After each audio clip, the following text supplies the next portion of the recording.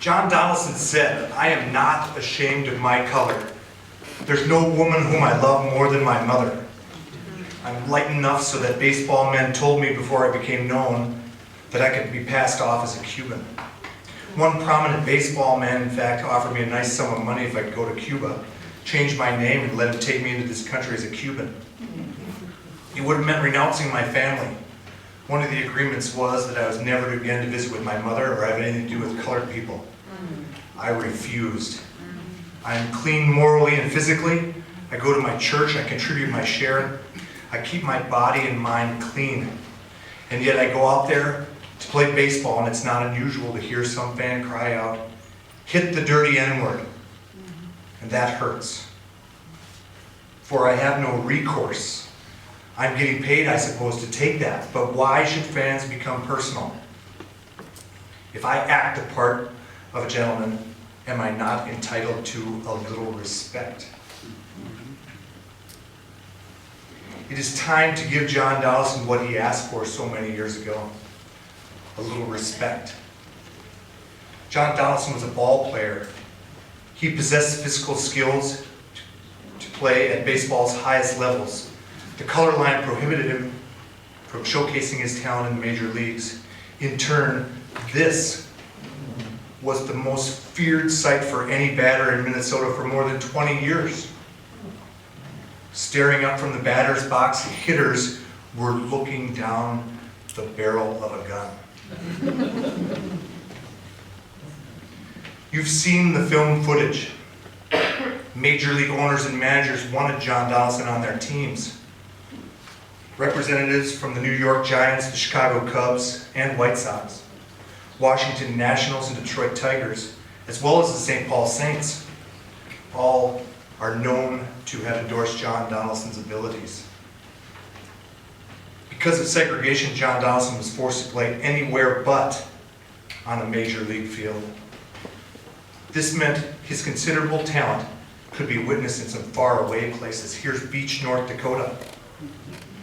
Just one example of where the color line forced Donaldson and other great black stars to perform somewhere, anywhere, but on a lily white major league diamond. John Donaldson played in more than 550 cities in the United States and Canada. He would gain the moniker the greatest colored pitcher in the world. Years later, a teammate of his was interviewed and said one of John Donaldson's rituals was to take a walk in every town he went to. It helped maintain his physical ability, his powerful legs, the source of his lightning fastball. But every day he walked, and every day he experienced America. John Donaldson and his All Nations teammates traveled in a private Pullman car. This allowed them, the team, a place to eat, sleep when they traveled from town to town and payday to payday. Donaldson's career saw the Railway Control Act of 1918 halt barnstorming on the rails. All non-commercial traffic had to stop for the First World War, which brought along the automobile and later buses for barnstorming tours. I wanted to quickly show you an example of barnstorming. We might hear this word a lot. We're not really sure what that means.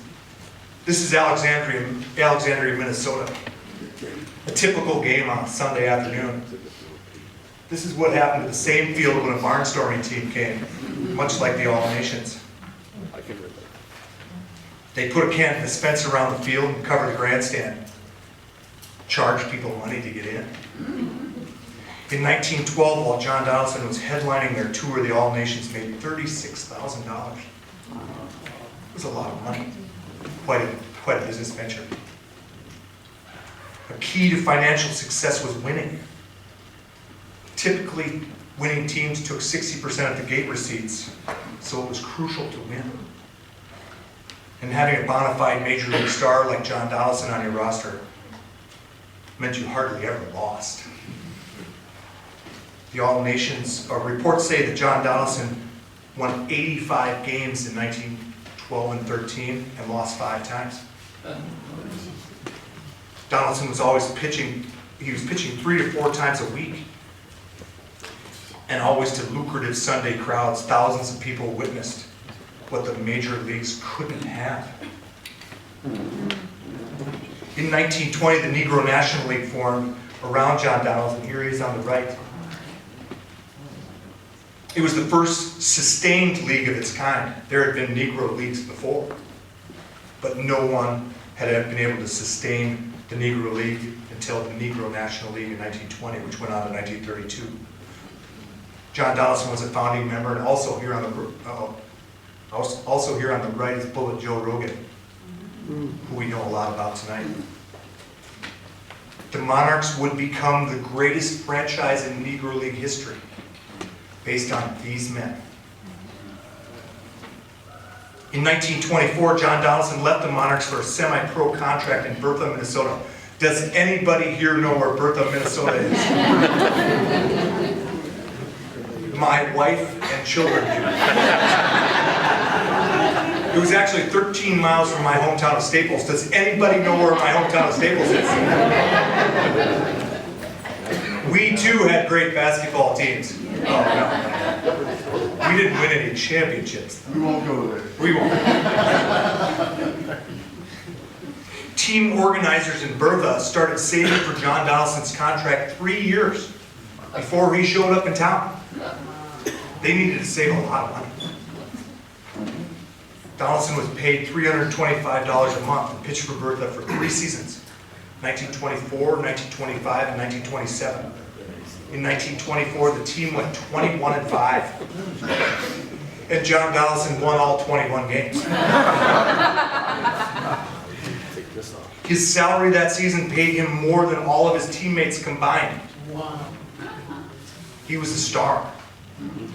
He left the Negro National League because he could make more money in Bertha, Minnesota, which has cost his legacy dearly. When historians and researchers go back and look at him, they say, well, why didn't he play in the Negro Leagues? Because he was making money. And making money in Minnesota, a key problem with his legacy. In 1926, the Lismore, Minnesota Ball Club, on the top picture here, outbid Bertha for Donaldson's services, paying him $450 a month and giving him a house to live in.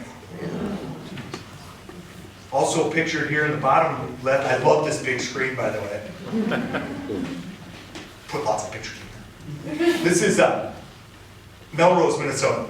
With John Donaldson's drawing power, Melrose financed this brand new grandstand for their community.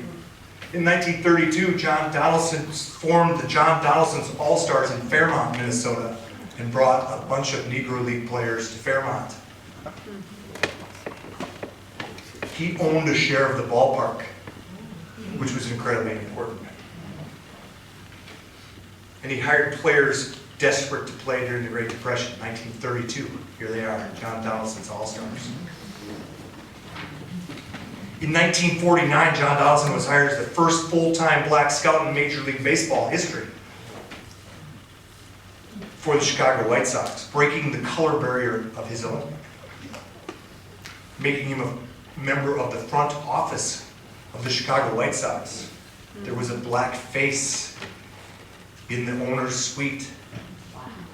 First time. He would scout some of the greatest players ever to play the game. Henry Aaron, Ernie Banks, Willie Mays.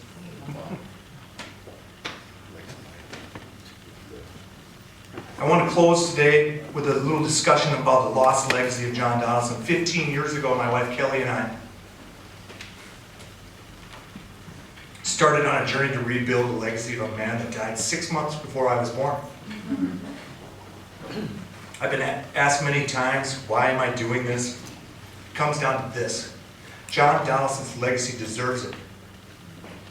We have meticulously pieced together hundreds of games from all across the country, but more importantly, we've met hundreds of people. Hundreds of people and gave us the opportunity to share together the stories of John Donaldson's greatness. It's a journey we look forward to continuing. Let me share with you a couple of facts. April 19th, 1952, the Pittsburgh Courier published a list of all-time great Negro League baseball players. Their 5 pitchers were selected: Smokey Joe Williams, Satchel Paige, the great Bullet Joe Rogan, William Foster, and John Donaldson. John Donaldson remains the only pitcher from the poll not in the National Baseball Hall of Fame. In January of 2016, the president of the Hall of Fame said to the Sporting News, 17 contributors from the Negro Leagues were enshrined in 2006. That would be the final election for those who performed in the Negro Leagues. Unless new research came out that warrant another look.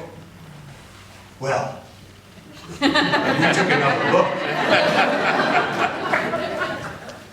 In 2006, historians judged John Donaldson's worthiness to the Hall of Fame on his known information and statistics. At the time, he was known to have 148 wins. Today, we possess and can prove 400.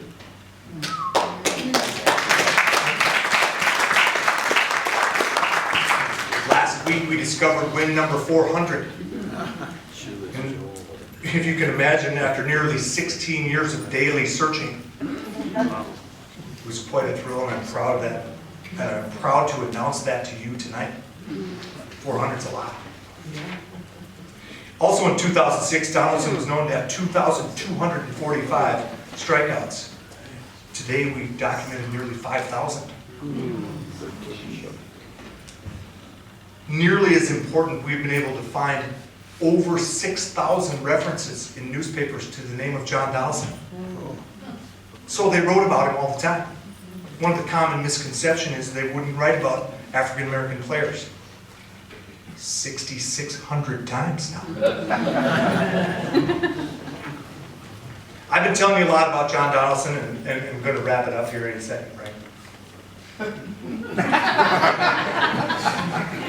And what makes him a significant player.